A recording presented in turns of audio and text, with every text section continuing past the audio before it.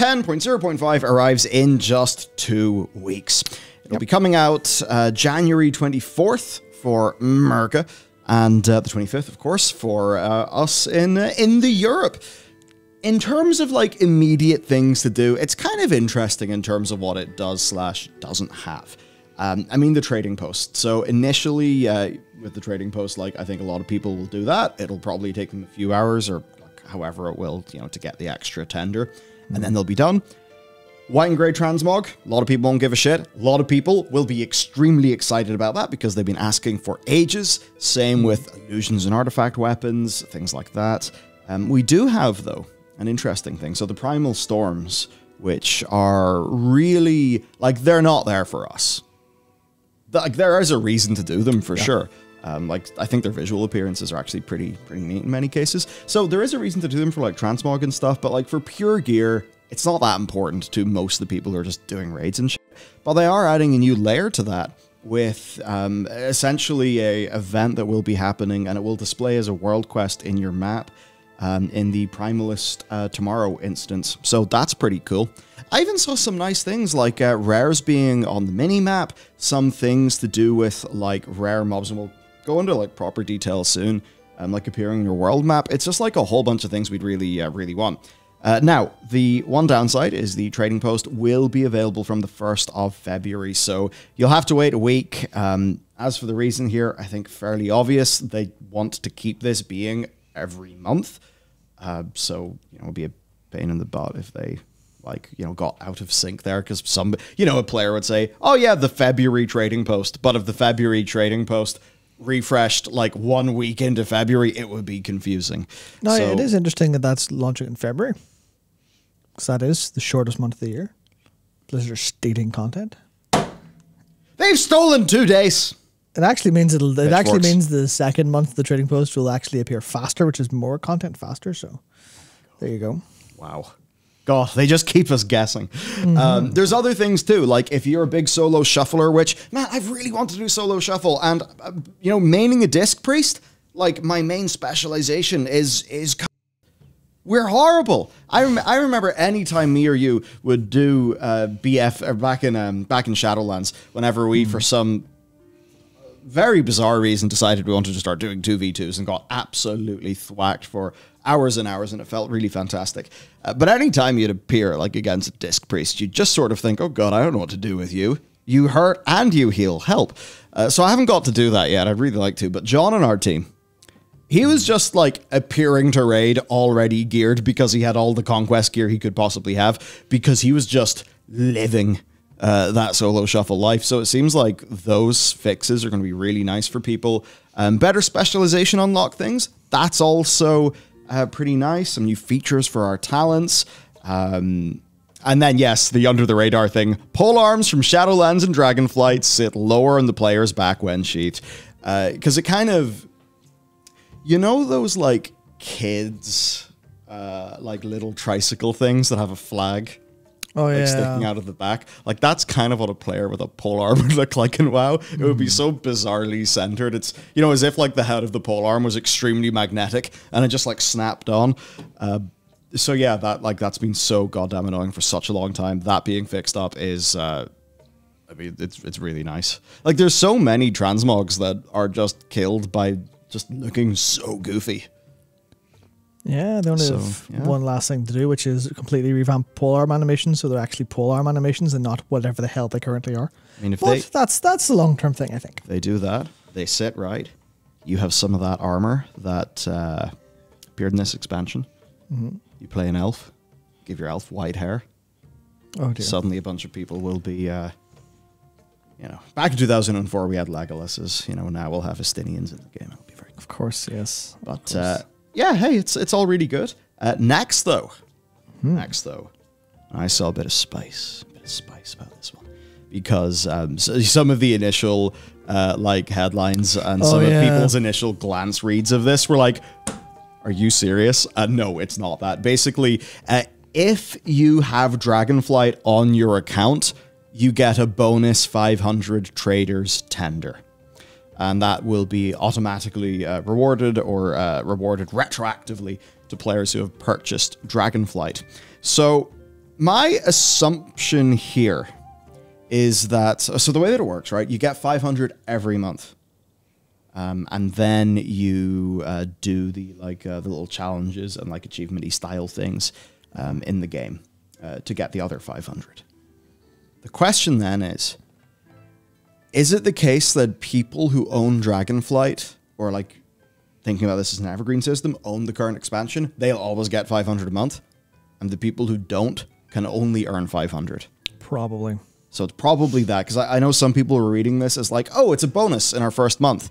But no, this is essentially just them like re-announcing, I think, how this works, and adding in the stipulation that, the 500s are people who have Dragonflight, which essentially does mean all of their current players.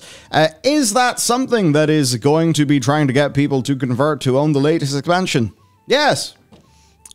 Yeah. Business can do that. Yeah, it depends on how many people don't. Yeah.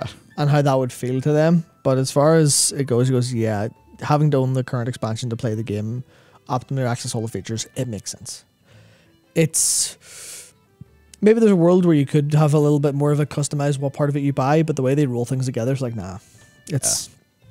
It'll be unfortunate for what I think is a relatively small group of people, but it's not in any capacity them doing anything untoward. This is fully reasonable unless you're engaging in a particularly bad faith, I think. Although obviously you can use it as a point to go, haha, Blizzard, where's all your sales? You couldn't sell Dragonflight, no one cared. Yo, dead game. Yeah, that's exactly the thing you're allowed to say because it's true. I haven't fully looked through the data that Dakor has produced. It does seem a little bit rough. But hey, I think they are building up to a stronger future, and I guess that's where we should talk about the content cadence. So, historical timelines between expansion, launch, and first patch. For Shadowlands, 106 days. And that was for 9.0.5. Man, do you like sometimes just remember how fucking bad it used to be? 106 days for 9.05. And then it was friggin' a trillion days for patch 9.1. Oh my god. I wish patch 9.1 was longer. As in, I wish it took longer to come out because I did not have fun when that came out. That's the one case I wish they had actually just took longer and longer. Yeah. Can we skip? Can we like change the path so we skip 9.1 and just got 9.2? I don't mean like 9.2 becomes 9.1. I just mean skip entirely. Don't bother with it and just go, it's been 6 months since Shadowlands have Zereth Mortis, and then we'll give you Dragonflight. That'd be nice. Oh man, yeah, so that's kind of rumbly, but even like Battle for Azeroth 8.1 was 119 days. That was really long. It did at least come with more stuff than 9.0.5, so like I think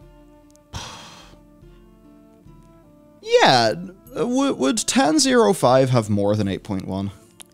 So if memory serves, 8.1 was the Battle for Azeroth faction assaults. I think there was something else to do with Azerite gear acquisition, with them like... Did it bring the Residuum in? What it was called? Yeah, so I can't remember. There was stuff in that. I mean, look, it was actually... Oh, it was Darkshore. Oh yeah, it was Darkshore. Never like okay, it was a chunky enough. Like not for being a major patch, it was chunky enough. But anyway, 7 days is basically brilliant. Legion does come in ahead at 56 days. Unfortunate, one day. But this is not the fastest patch ever, Tom. Compared to the past, though. Yeah, and also it's a 0.05 instead of 0.1, but yeah. Yeah. But overall, though, I am very happy. I'm very happy with this. We're perhaps expecting maybe a May-ish date. For 10.1, and of course, wait, it's 10.1's not the next patch. 10.07 is? 10.07 is, and it is already on Blizzard's internal test realm, which I believe, the way they can find like the WoW vendor, that the people who do the, it's digital sniffing. Yeah, so they're already testing 0.7. Not exactly sure what 0.7 includes. Well, here's the beautiful thing. They did say a little bit, Here's the beautiful thing, Michael. We can find out because there's a roadmap. so we can look at the roadmap and see what's expected in the next patch. I can't remember. It's probably just features and updates, but yeah. That's in every patch apparently. But like, hey, good shit. Good shit, everybody. And like, we did expect it to be around this time, so it's not like this is going to be the biggest surprise to anybody, but it is nice to actually have the literal plans being announced and stuff happening. So I think this is overall just really damn good. I mean, let's look at this. I'll just paste in. Whoa, there it is. So we can see what's there once it loads. Anytime now. There we go. Anytime now. Got the Return to Forbidden Reach, the Human and Orc Heritage Armor, and the holiday updates. Cool. So holiday updates, what could that include? I mean, if that's going to be in spring, I guess, would Noble Garden be a target? Like Midsummer Fires Festival would be a target. Yeah, quite a few, right? Theoretically, yes. Yeah, with then us perhaps expecting, it depends about 10.1.7, if that's going to be able to include Hallow's End, but I would really like to see what an updated Hallow's End is. They, of course, shouldn't just give the Headless Horseman's mount to people easy now, but I think that's like always been one of the cooler holidays in the game. I'd love to see them do a bit more.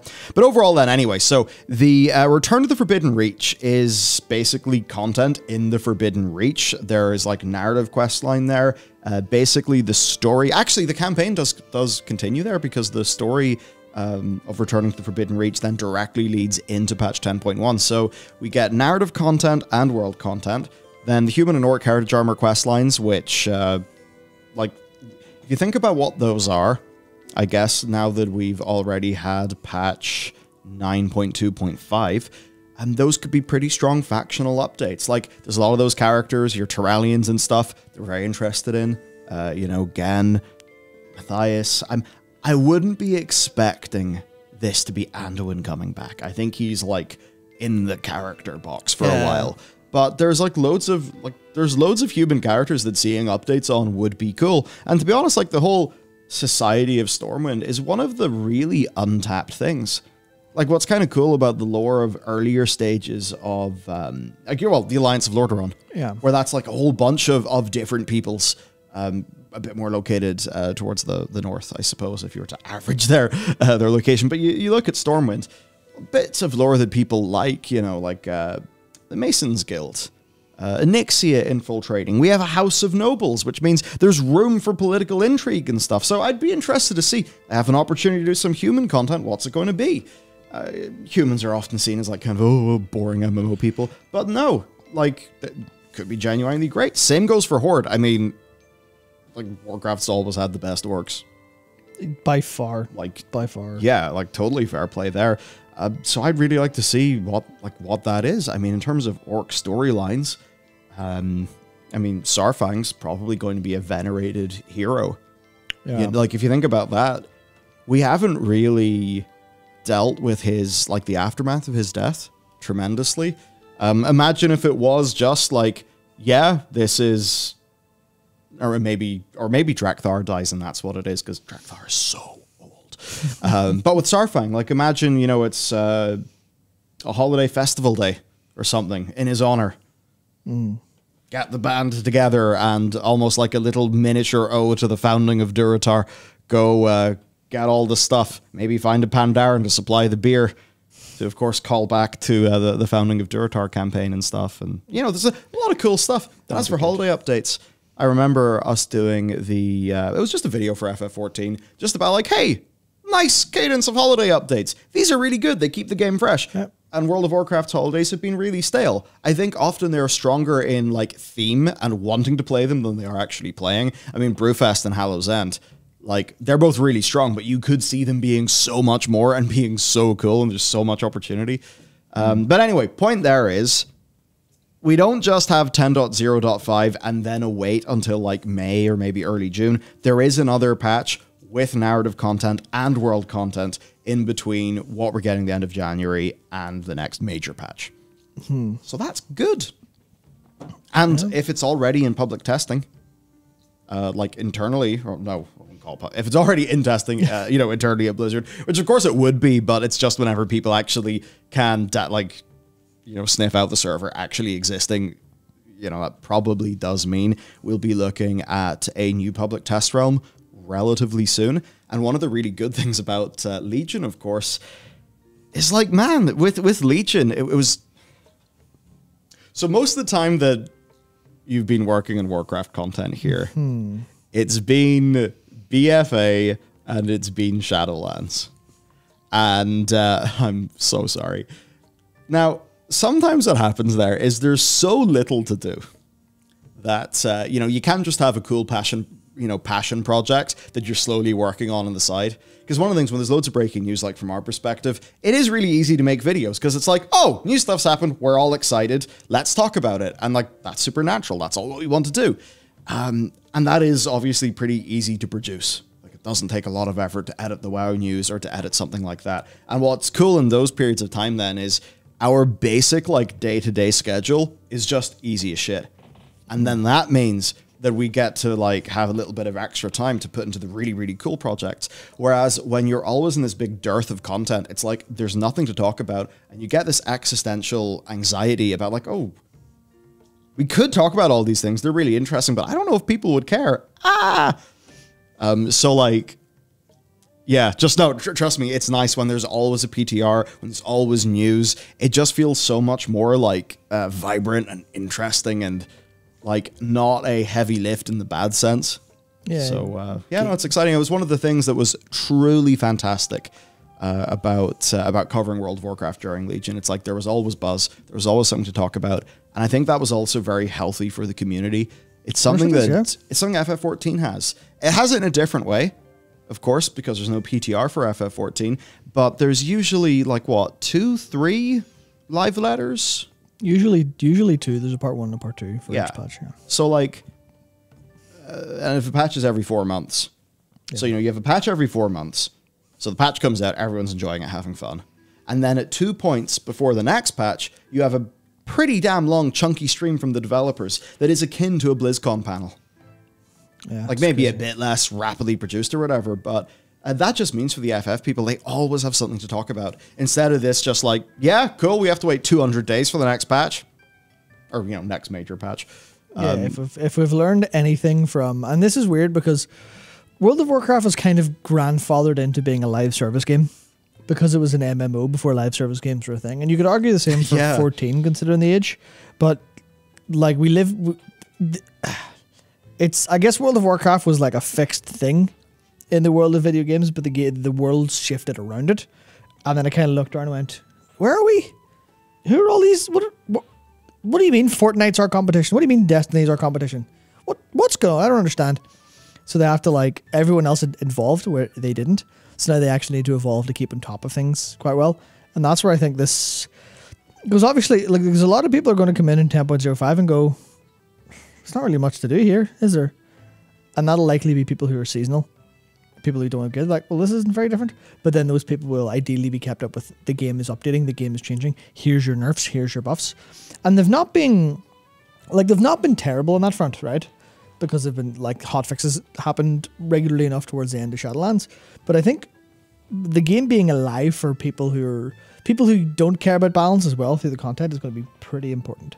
And this kind of, yeah, it's not exactly for you, this patch, but it is a patch. It is a patch. There are more people in the city because there are more people online to do things like that. And if that happens at multiple times and you kind of get more of that, oh yeah, we see the game is breathing and alive. I think that's one of the most important things to keeping a live service happy. It's because I don't play very much Apex, but I keep it installed because someday I will find time to play that game and have fun. I'm sure we've all been there, but every like other week maybe it just has like a couple gig more to download. I'm like, what is going on? It's like, does anyone at Respawn actually sleep? It's like it's a fucking ploy from Big Hard Drive. Yeah. Just like all of these games where it's like, I'm going to hedge my bets and keep it here in case I want to.